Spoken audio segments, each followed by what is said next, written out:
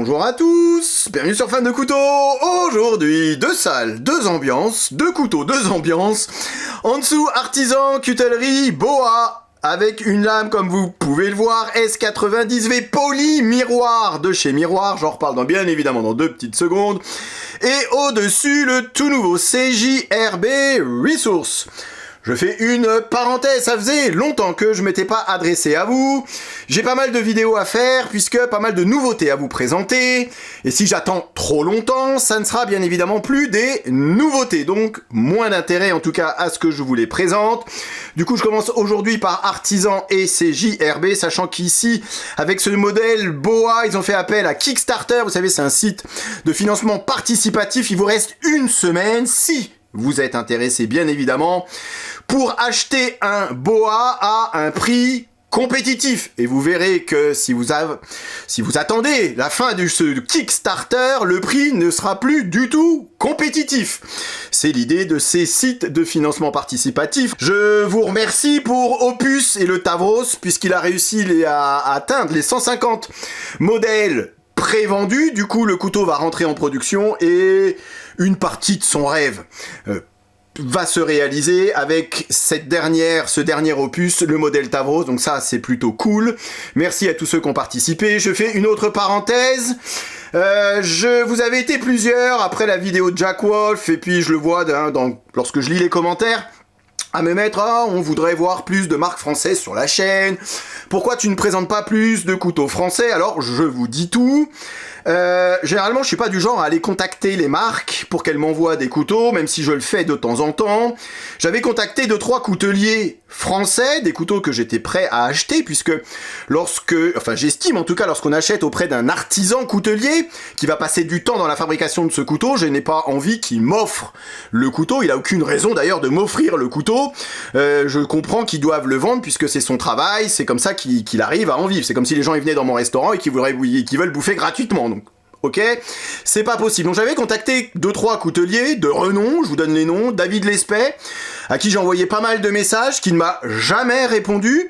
J'avais même essayé de faire marcher mon petit réseau, en me disant, ah, tiens, tu le connais, est-ce que tu pourrais voir avec lui si ça l'intéresserait de me faire un couteau que j'achète, hein, on est d'accord.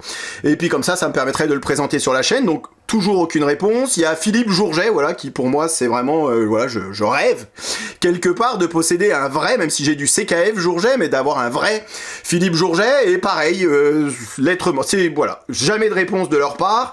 Il y en a eu 2-3 autres également qui ne m'ont jamais répondu, donc ils sont débordés, ils préfèrent vendre sur les salons, peut-être, j'en sais rien. En tout cas, c'est aussi une raison pour laquelle vous voyez peut-être pas beaucoup d'artisans français. Et puis il y a une marque que vous avez été plusieurs à me demander, hein, la marque Perceval, en disant tiens, ça serait sympa que tu nous présentes du Perceval, voilà, c'est plutôt pas mal et tout. Donc je les ai contactés il y a 15 jours en leur demandant voilà si ça les intéressait, une éventuelle collaboration comme je peux faire d'habitude avec des marques comme Artisan ou comme avec CJRB. Et je vous lis leur réponse, voilà, comme ça les choses sont claires, c'est sur mon téléphone. Bonjour, je fais suite à l'email que vous m'avez envoyé il y a environ 2 semaines. Malheureusement, nous ne faisons pas ce genre de partenariat. Je suis désolé, merci de votre compréhension et belle journée, bien cordialement. Machine, c'est Claire 11, responsable marketing digital et communication. Voilà, donc c'est pas que je ne veuille pas vous présenter du français, mais sachez-le, en tout cas, il y a bel et bien que les marques chinoises, entre autres, qui nous envoient à nous youtubeurs des couteaux gratuitement. D'ailleurs, c'est une des raisons pour laquelle vous voyez d'ailleurs beaucoup de couteaux chinois sur une multitude de chaînes YouTube, que ce soit les chaînes françaises ou les chaînes américaines. C'est puisqu'il y a bel et bien que les Chinois qui sont prêts à nous envoyer gratuitement des couteaux afin qu'on puisse vous les présenter. Je rajouterai une seule chose, c'est que bien évidemment, contrairement à d'autres, j'achète toujours des couteaux, même si une partie de couteaux que vous voyez me sont envoyés gratuitement, hein. Encore une fois, les choses sont claires.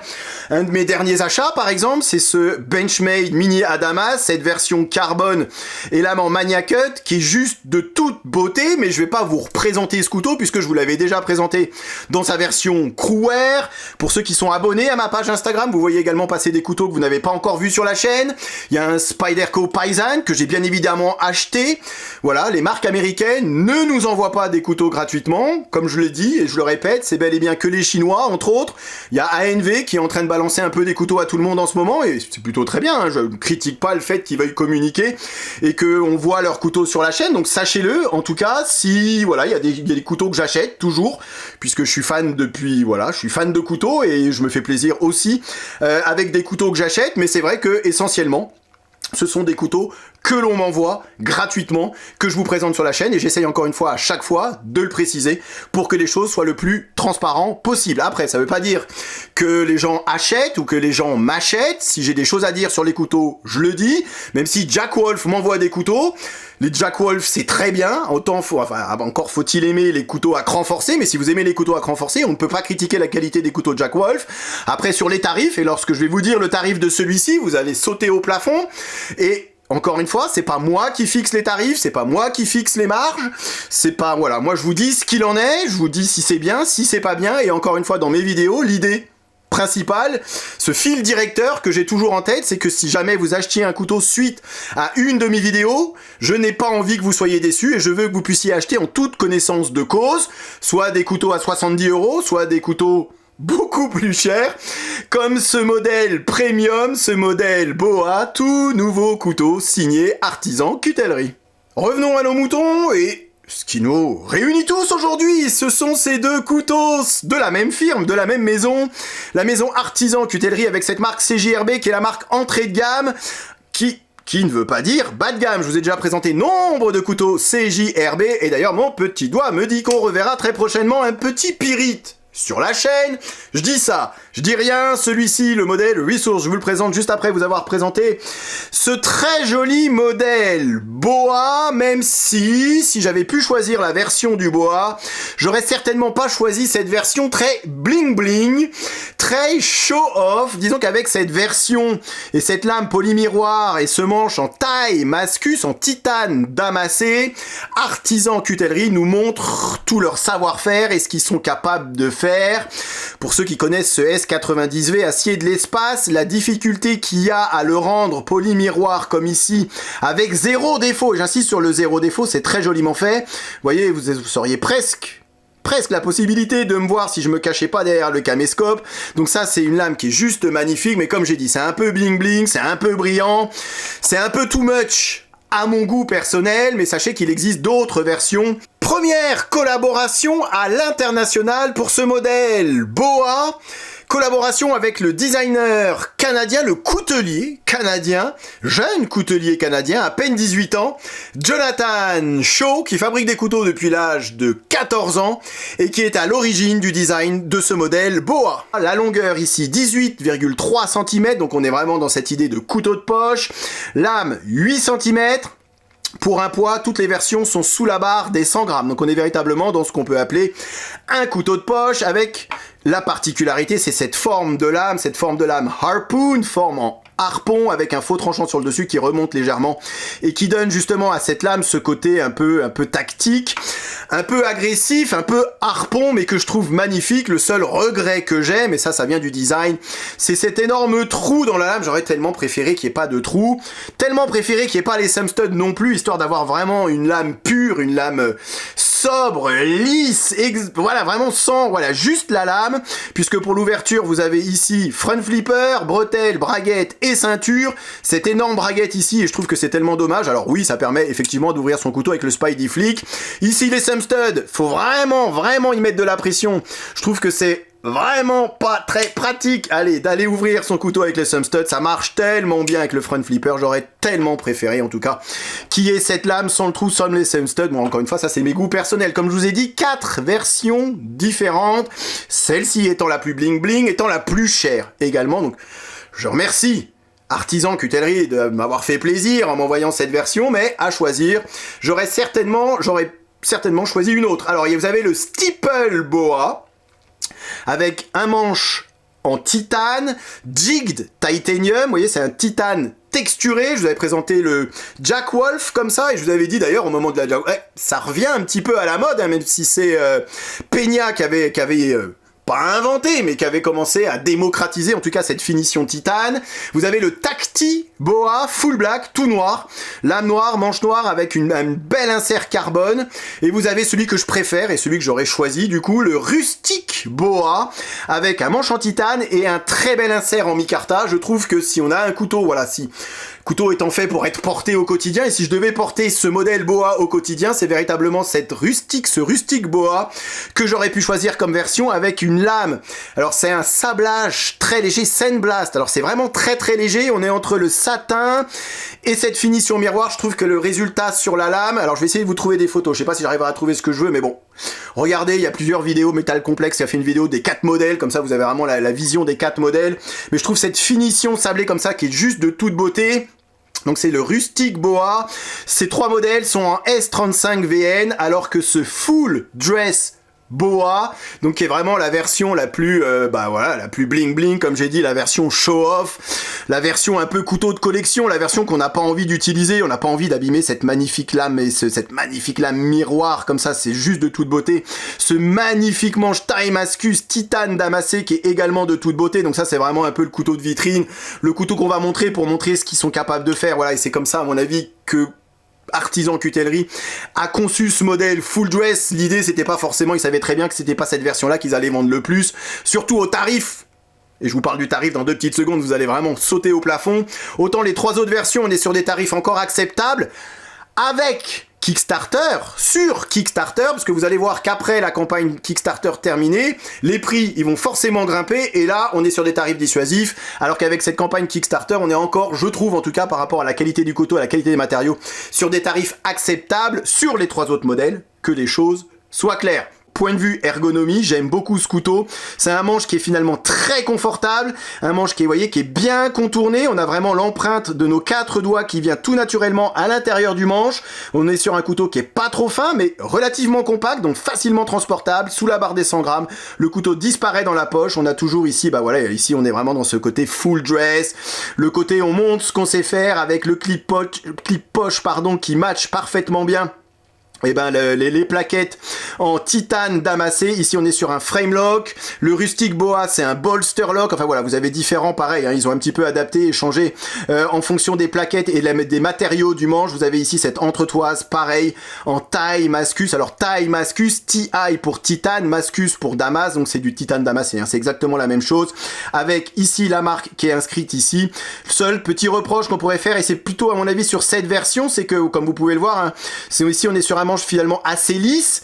Comme je vous ai dit, c'est pas forcément le couteau que je vais transporter tous les jours. Voilà, si j'avais un modèle à choisir, je choisirais le Rustic avec le micarta qui va être quand même bien plus grippant que ce Taimascus. Mais vous voyez, c'est ici l'accès au frame lock qui est pas des plus aisés puisqu'ils ont pas creusé la plaquette ici, donc faut vraiment aller y foutre le gras du pouce à l'intérieur. Après, roulement habit céramique, ça fonctionne véritablement à merveille. Et puis on retrouve cette lame. Alors là, par contre, les traces de doigts, vous allez les voir. Vous pouvez même laisser votre petite empreinte digitale si ça vous fait plaisir. Et puis avec cette lame en façon harpoon, ici vous avez une zone pour que le pouce puisse vraiment se reposer sur le dos de lame. Pas de cannelure, mais il y en a vraiment véritablement pas besoin, et ça c'est plutôt pas mal. Voilà, c'est vraiment une lame que je trouve très jolie. Ce côté harpoon, j'aime beaucoup. Maintenant, s'il n'y avait pas ce trou, je trouverais cette lame encore plus jolie. Allez, je vais parler de la chose qui fâche. Les tarifs, je vous parle des tarifs des autres, du Steeple, du Tacti Boa et du Rustic Boa, donc des 3 autres versions en S35VN. On est sur des couteaux avec Kickstarter qui coûtent 200 €, 200 $. C'est à peu près la même chose aujourd'hui. Donc voilà, pour du S35, pour du titane, par rapport à la qualité du couteau, roulement céramique, voilà, Artisan Cutellerie qui est la marque premium. C'est pas déconnant, 200 €, je trouve en tout cas que c'est pas déconnant et ça reste cohérent, disons-le comme ça, par rapport aux matériaux. Et puis vous avez cette version qui est encore une fois la plus haut de gamme et la plus bling bling, je le rappelle. Avec Kickstarter, on est à 700 $. Ouais, je sais. Alors, comme j'ai dit également, hein, je pense pas qu'Artisan Cutellerie il s'est dit c'est cette version-là qu'on va vendre le plus. Ça c'est clair et net, mais maintenant on va leur montrer ce qu'on est capable de faire sur du S90 et leur montrer qu'on est également capable de travailler du Taimascus. Donc 700 $. Et si vous attendez la fin de la campagne Kickstarter, le couteau va monter à près de 1000 $. Donc $1000, je vous entends d'ici. Alors là, d'ici, mais je vous entends. Quoi, du chinois, de l'Indus à $1000 pour le même tarif. On peut avoir un Jourget, on peut avoir un Lespet, j'en ai parlé en début.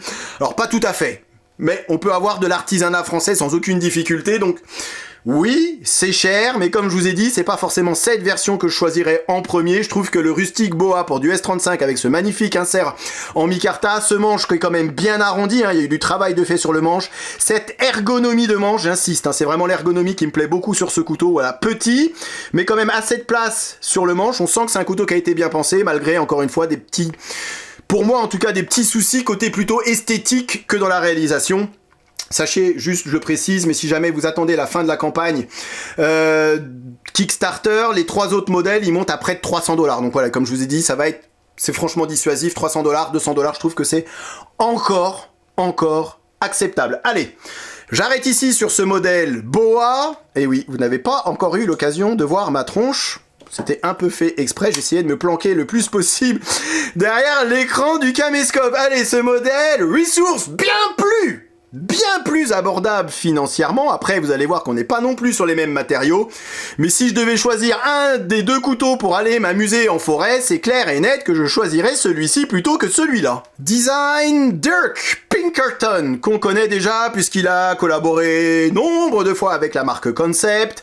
Ici, on est sur un grand couteau, je le précise, tiens je vais vous mettre celui-ci à côté, histoire que vous puissiez les comparer, puisqu'il est quand même magnifique ce mini Adamas. Alors ici c'est le mini Adamas, qui est déjà pas si mini que ça, donc vous voyez un petit peu la taille de ce CJRB Resource, qui sort là incessamment sous peu, qui coûte 70 €, donc vous voyez, rien à voir.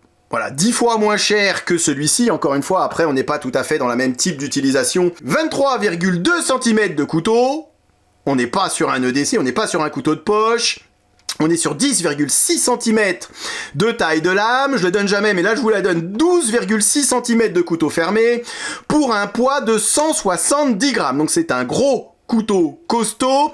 J'aime beaucoup cette forme de lame, ici ils ont eu, alors... ils l'ont fait à moitié, vous voyez ce trou dans la lame, ici c'est pas véritablement un trou, c'est plus une gorge, une encoche dans la lame qui permet effectivement, type onglet, d'aller ouvrir son couteau. Néanmoins vous allez toujours avoir un petit peu de bouffe qui va se foutre à l'intérieur, et vous avez en plus ici des thumb studs qui fonctionnent là à merveille pour ouvrir le couteau. On est sur un manche en G10 rouge, mais il existe bien évidemment d'autres couleurs et d'autres versions. C'est pas le manche le plus confortable que j'ai pu avoir en main ces derniers temps. Couteau que j'ai déjà utilisé, hein. Vous voyez sur ce revêtement PVD quelques traces d'utilisation. Je me suis amusé à le transporter en forêt 2-3 fois lorsque je m'amuse à aller cueillir 2-3 champignons, et en même temps avec mes enfants on s'amuse à couper 2-3 morceaux de bois.